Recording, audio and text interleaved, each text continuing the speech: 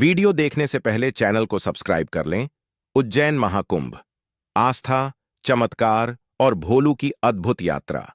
सूरज की पहली किरण जब क्षिप्रा नदी के जल पर पड़ी तो वह सुनहरे रंग में चमक उठी। उज्जैन महाकुंभ अपने चरम पर था। साधु संतों की वाणी से वातावरण गूंज रहा था। भक्तों की भीड़ उमड़ी हुई थी और हर दिशा से शंखनाद की पवित्र ध्वनि सुनाई दे रही थी। गांव से लेकर शहर तक हर कोई इस महायात्रा का हिस्सा बनने के लिए उमड़ पड़ा था। उन श्रद्धालुओं में भोलू और उसकी दादी भी थे, जो पहली बार इस पवित्र मेले का अनुभव करने आए थे। भोलू के लिए यह सब किसी स्वप्न से कम नहीं था। गांव से उज्जैन तक का सफर। भोलू एक छोटे से गांव का 10 वर्षीय बालक था। उसने अपने गांव के बुजुर्गों से सुना था कि महाकुंभ केवल 12 वर्षों में एक बार आता है और यहां स्नान करने से सारे पाप धुल जाते हैं। यह सुनकर उसकी जिज्ञासा बढ़ गई थी।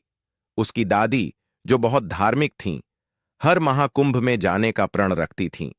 जब उन्होंने उज्जैन जाने का फैसला किया तो भोलू ने भी उनके साथ चलने की जिद पकड़ ली। पहले तो दादी ने उसे मना किया, लेकिन जब उन्होंने उसकी उत्सुकता देखी तो उन्होंने हामी भर दी। रात भर का सफर तय कर वे उज्जैन पहुंचे।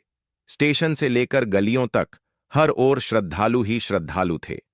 गेरुए वस्त्रों में साधु संत, सिर पर गठरी लिए आए हुए तीर्थयात्री, कहीं कथावाचन तो कहीं अन्नदान। उज्जैन का वातावरण पूरी तरह आध्यात्मिक हो चुका था। मेला, एक नई दुनिया। भोलू के लिए यह मेला किसी जादुई दुनिया से कम नहीं था। विशाल शिव मंदिरों के दर्शन, जगह जगह यज्ञ और अनुष्ठान, और सबसे अनोखा था नागा साधुओं का जुलूस। भोलू ने पहली बार ऐसे साधु देखे थे जो पूरे शरीर पर भस्म लगाए, बिना किसी वस्त्र के, त्रिशूल और डमरू लिए चल रहे थे। दादी ने उसे बताया, ये नागा साधु सांसारिक मोह माया से मुक्त होकर केवल ईश्वर की भक्ति में लीन रहते हैं। वे किसी भी भौतिक सुख की आवश्यकता नहीं रखते और केवल आत्मा की मुक्ति के मार्ग पर चलते हैं। इसके बाद वे संत महात्माओं की कथा सुनने बैठ गए। एक संत ने कहा, महाकुंभ केवल शरीर को पवित्र करने का अवसर नहीं, यह आत्मा की शुद्धि का भी समय होता है। जो सच्चे मन से प्रायश्चित करता है उसे मोक्ष का मार्ग मिल जाता है। भोलू यह सब ध्यान से सुन रहा था। उसके मन में कई सवाल उठ रहे थे, लेकिन वह चुपचाप दादी के साथ चलता रहा।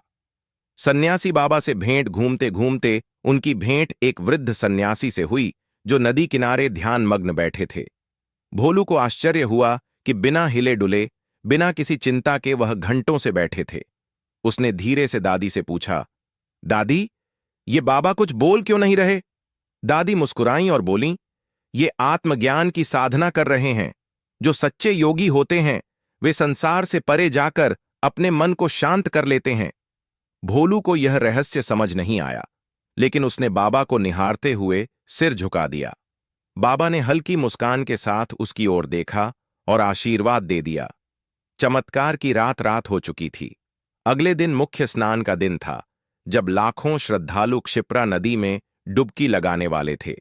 जगह जगह भजन कीर्तन चल रहे थे, श्रद्धालु आरती कर रहे थे और क्षिप्रा के तट पर दीपों की अनगिनत कतारें जल रही थीं। भोलू और उसकी दादी भी एक स्थान पर बैठकर इस पवित्र दृश्य का आनंद ले रहे थे। लेकिन तभी भीड़ के धक्के से भोलू का संतुलन बिगड़ गया और वह सीधे नदी के किनारे जा गिरा।